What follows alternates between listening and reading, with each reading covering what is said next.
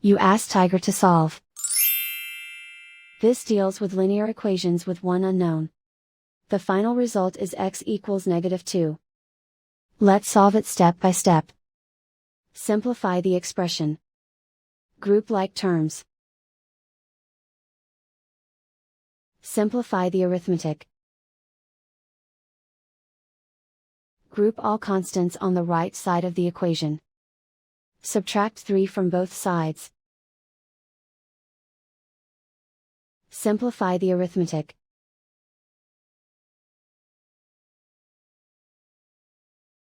Isolate the x.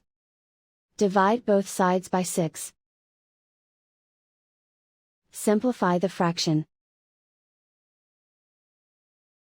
Find the greatest common factor of the numerator and denominator. Factor out and cancel the greatest common factor. And so the final result is x equals -2.